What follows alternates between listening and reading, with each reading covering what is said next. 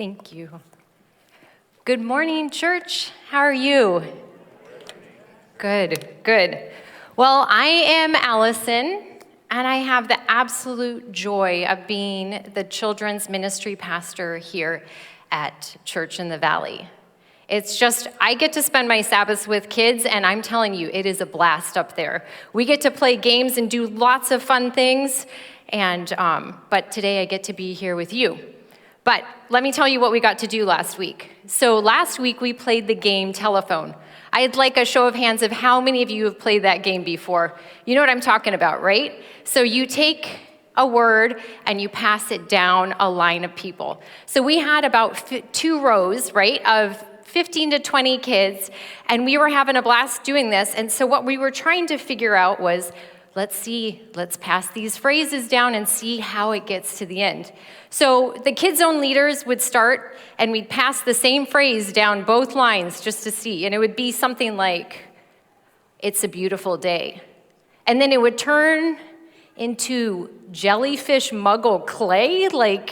It was so much fun. And only one time out of the many times that we passed that down that it actually make it through without it turning into a total nonsensical phrase or some pure silliness. So I wanted to share that with you because just like you here in what we call the big church, we up in Kids Zone are learning that God talks to us. We're doing a prayer series too. He talks to us in 3 different ways that we are focusing on. He talks to us through his Bible, he talks to us through his whisper, and he talks to us through community. Today, we are going to talk about God's whisper. And I want to let you kind of come into my kids' mind and take you back to when I was 6 or 7 when I was introduced to that whisper. Okay, I was in the washroom and I was setting it on fire. Not metaphorically, but literally setting it on fire. There were candles in the washroom and I found the toilet paper and I was creating these beautiful flaming highways between the candles. I had strung it up everywhere around there. I was having the time of my life.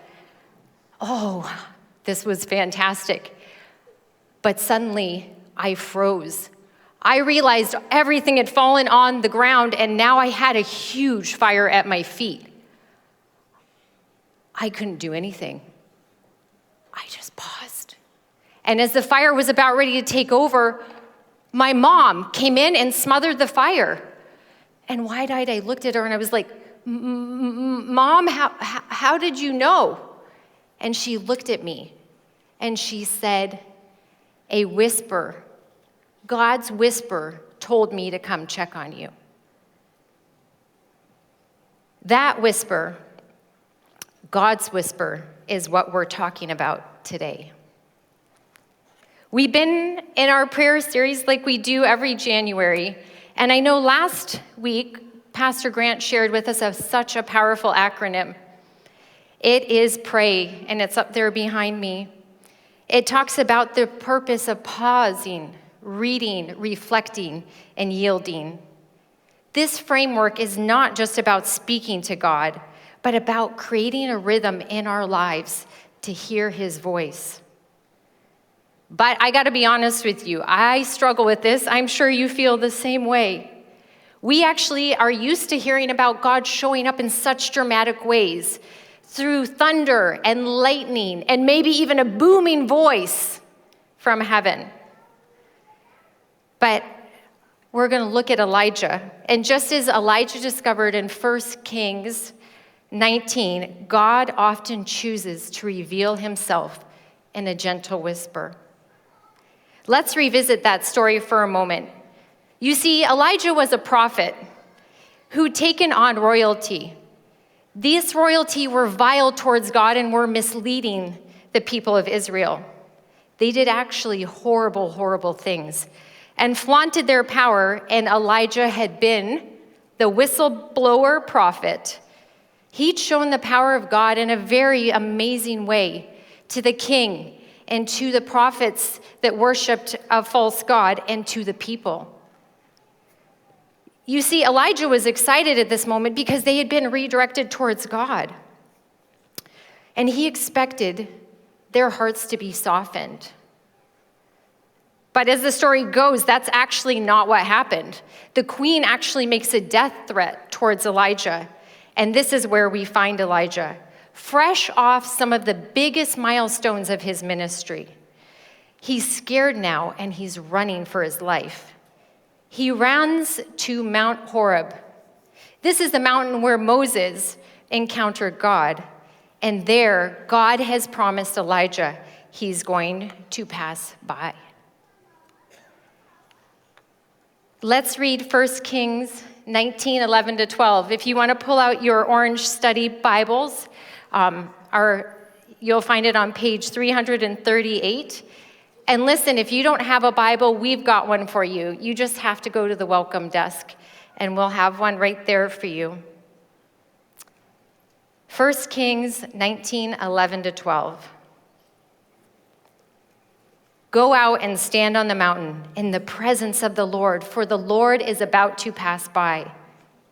Then a great and powerful wind tore the mountains apart and shattered the rocks before the Lord. But the Lord was not in the wind. After the wind, there was an earthquake, but the Lord was not in the earthquake. After the earthquake came the fire, but the Lord was not in the fire. And after the fire came a gentle whisper. Was God in the mountain? Was God in that wind that tore through the mountains? No, he wasn't even in the earthquake. And no, he was not in the fire. He revealed himself in a powerful way and a gentle way, and that was through a whisper. This is such an amazing reminder to us that God often speaks in gentle and caring ways towards us. Not just through grand and amazing miraculous displays. This is a reminder that he wants to be with us. He wants to whisper to us.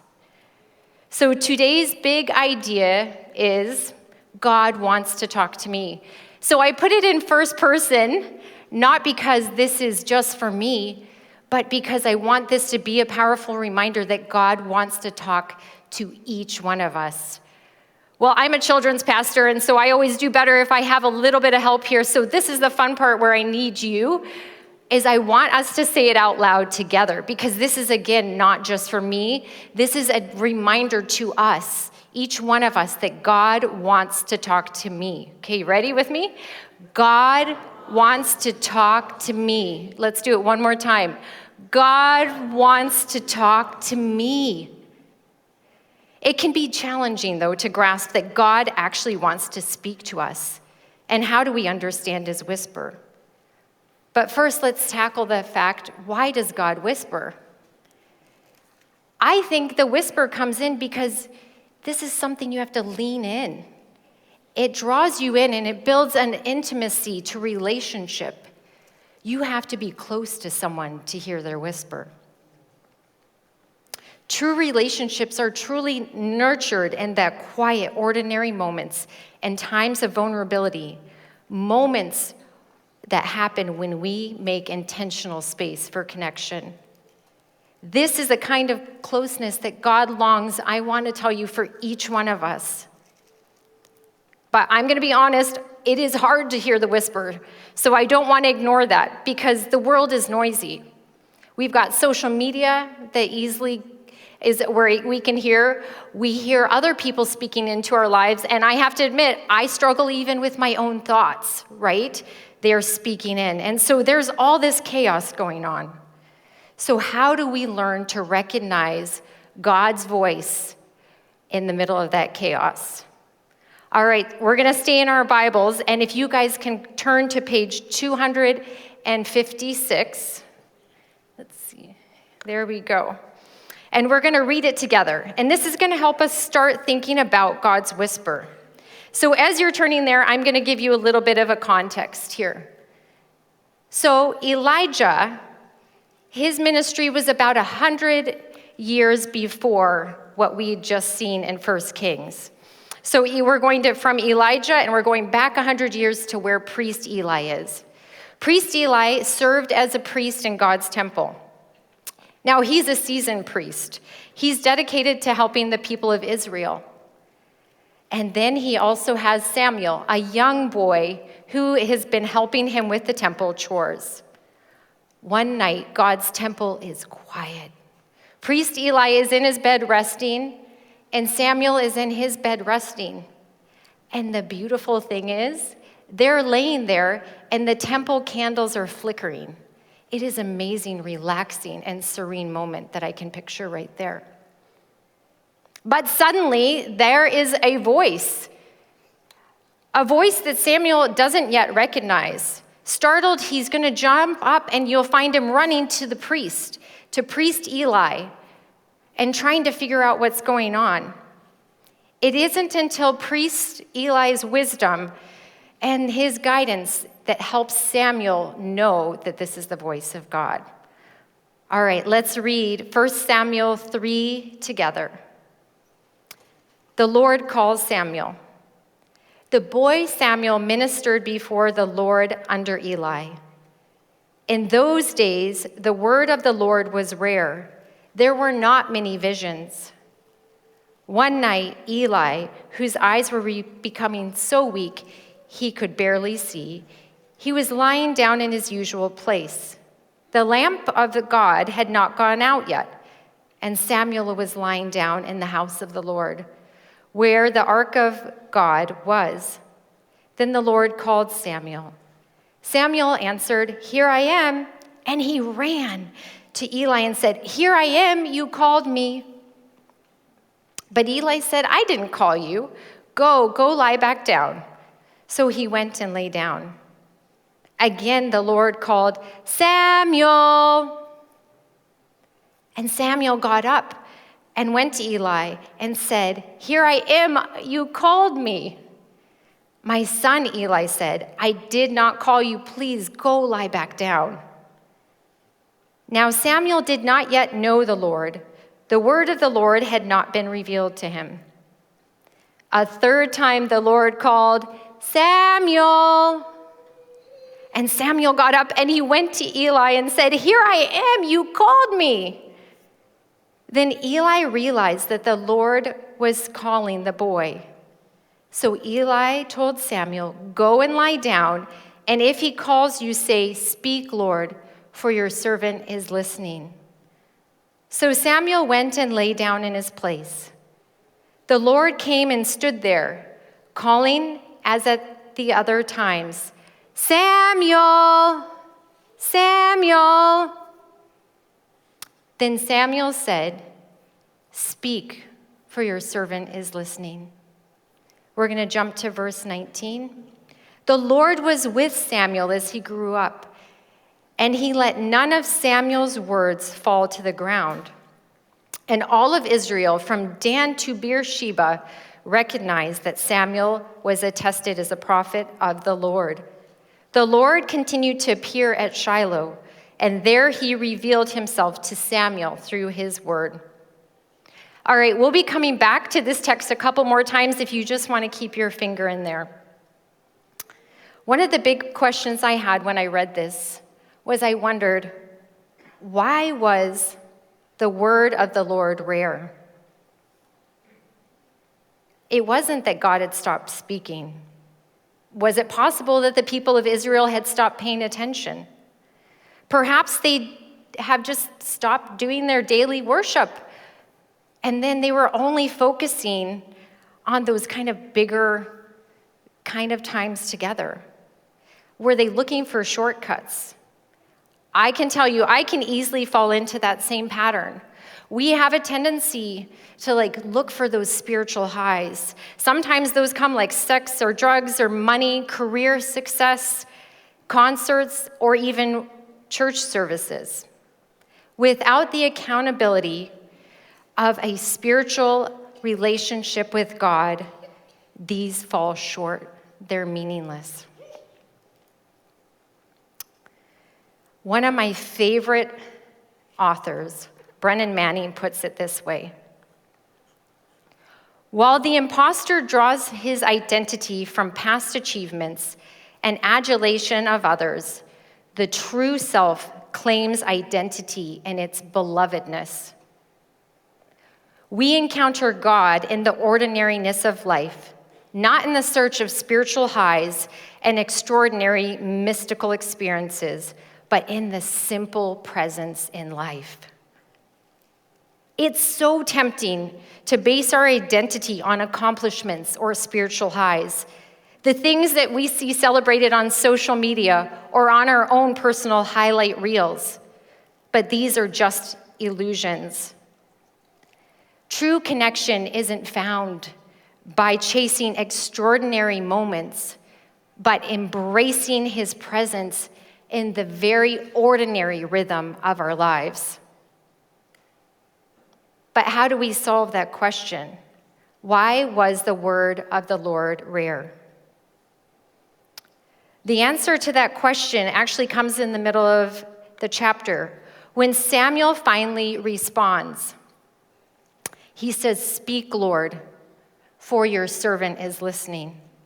In that moment, everything changes. Samuel moves from confusion to clarity, from hearing a noise to recognizing that it is God's voice.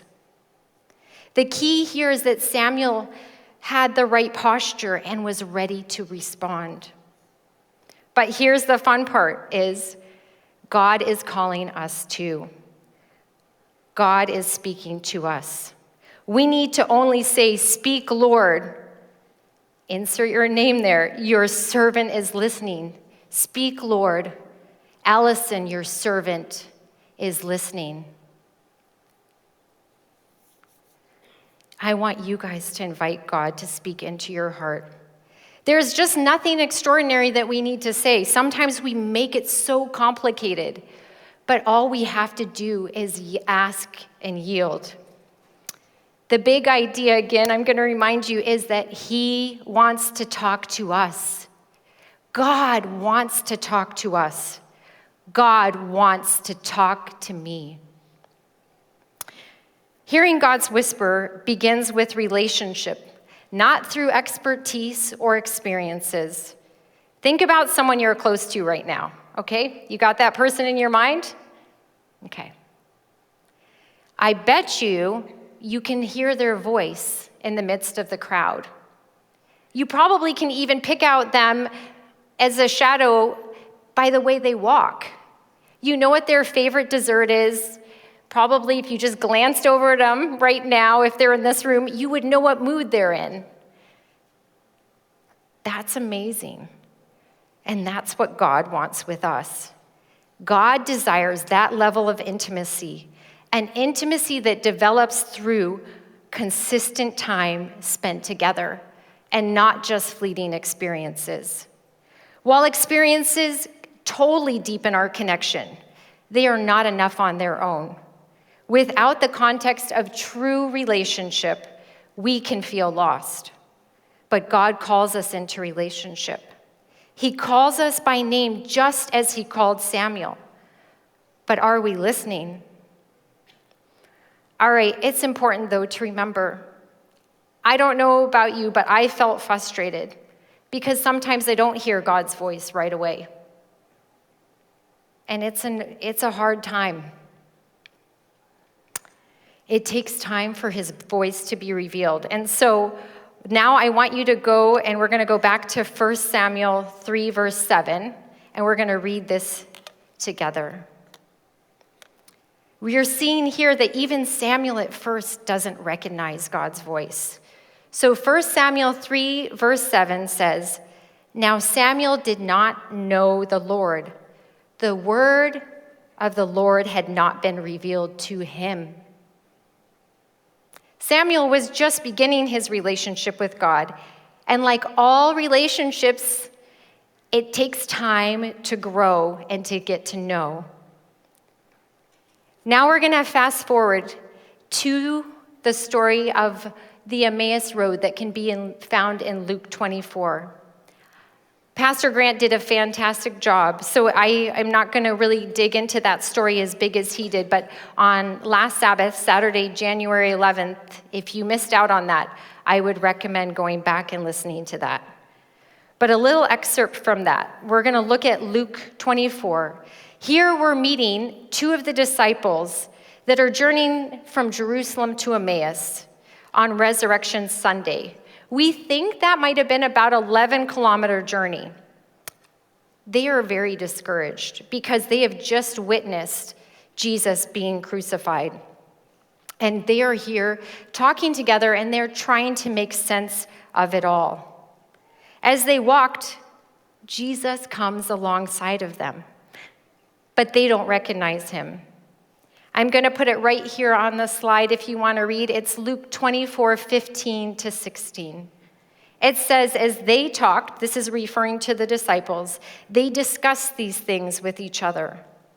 Jesus himself came up and walked along with them, but they were kept from recognizing him. In this verse, Jesus is with them. He's walking with them, and they don't recognize him. They have just watched him be crucified less than 48 hours ago, and he's now with them, but they don't see him. They're talking, and as they're talking, what's incredible is Jesus is talking with them. And he actually starts with a question, if you read more into it. And that's to help them understand what they're searching for. They're trying to figure out who this Jesus was. Sometimes recognizing God's presence takes time. But I want to tell you of this vital, important truth. He is walking with us and talking with us all along our way. Did you hear that? He is with us. Even in those moments we don't recognize he is. He's whispering into our lives. When we're trying to squeeze in, I don't know about this, but my last little bit of work, I want to have it done so I can go home and just be fully relaxed. He's with us then. He's with us when we're eating a meal together and we're just sitting down, maybe going for a walk on a park, taking our kids on a play date, or just lying in bed, waiting for sleep to find us. But what is God's whisper? What is his whisper? I think there are 4 ways that God whispers. He speaks into our lives. But I want to remind you that these are built on a relationship with God. It is the ability to ask and yield. First is intuition. God has given us a special God-given intuition. This is the ability that we have to understand something all of a sudden with confidence and clarity. It also shows up in the audible voice of God. When we speak, we often find ourselves trying to figure out who's speaking, just like Samuel did. He also speaks through others. It's when we're struggling, when we're wrestling through a big decision. And without context, we have people speaking into our lives about a certain decision. And it can reveal itself in a dream. We see dreams throughout the Bible many, many times. And dreams today have saved cities and countries. It has given their leader great insight. But how do we carefully understand the difference between our self-speaking, others trying to speak into us, and God speaking to us? Let me tell you about a boring kitchen table story that happened in my home. So it was a snowy day. It was probably about this time of year, and the snow was dumping here in the lower mainland. It was fantastic. And so we're sitting there having breakfast, and my husband is trying to get everybody excited about going on an adventure in the mountains. See, that's where Dan and I met, so that's a special place. The mountains and skiing, it's so fun. And I'm in, but we're trying to convince the kids, this is going to be so good, so much snow, let's make this happen. But then one of our boys leans in, and we just stop and listen. And he says, I have been praying to God that he reveals himself to me through dreams. And I said, yes. And he goes, 3 times last night, he told me that we just needed to stay home and not venture out. Of course, discerning God's whisper can be tricky, especially when we have all those voices competing for our attention. But that's why we need principles to help guide us. One of the best ways I've found is what's called the ABC filter. I've taken this filter, this from Pete Greig's book, How to Hear God. A is affirming. B, is it biblical? C, is it Christ-like? So when we're talking about affirming, is it something that brings strength to that person? Is it encouraging? Is it comforting? Is it helping someone improve? Also, if it's biblical, don't just grab one little text out and say, here it supports my idea. Does it match with the bigger, broader theme of the Bible? Also, is it Christ-like? Is it consistent with the character of Christ and what we know he would do? And I also like to add, can it be tested in community? All right, back to our boring breakfast story. So it's snowy morning, and so we're sitting there around our table trying to see, does this fit the ABC filter? What he shared, it's affirming. There's nothing that is concerning about it. Is it consistent with the Bible? Yes. He had 3 dreams, exact same 3 that night. Is it consistent with what Christ would do? Yes, because he wanted our family unit to be together, we believed. And so as a family community, we decided, yes, we were going to spend the day at home playing outside and enjoying hot chocolate around the table. There's no dramatic ending here. I'm sorry, we don't even know what might have happened. There was no rumors of avalanche or anything of that we could figure out. But we spent that family time together and honored our son by what he felt God had spoken to him. As we wrap up, there are 2 practical ways that you can hear God's whisper in your life. I'm going to go back to that PRAY acronym to get again. This is so important because we need to pause. We have to be intentional about creating that room for silence. You can find moments in your day, in your drive, at school, wherever you are. Just take those moments to turn off the noise and listen to his whisper. I also recommend you have to read and reflect, because what I love is God's external voice in his Bible directly helps us discern our internal voice when God whispers, when he speaks into our hearts. The next part is you need to ask, just like Samuel, ask God to speak into your life. Be intentional in seeking his guidance. And last, you have to yield. Surrender to God's will. It's not always comfortable, and it doesn't always make sense, but trust that his plans are better than ours. Yielding is hard, but we have seen such a beautiful example. In the darkness of the night, we find Jesus. He's exhausted, and he's in the Garden of Gethsemane. He is about to be crucified, and here he is pouring his heart out to his Father in heaven. And what do we find him saying? Not my will, but yours be done. Jesus, modeled the ultimate act of yielding. When we yield, we open ourselves to that amazing transformative power of God's whisper. The second thing I recommend you do is that you step into community. Because when you step into community, this is where God's whisper becomes clear.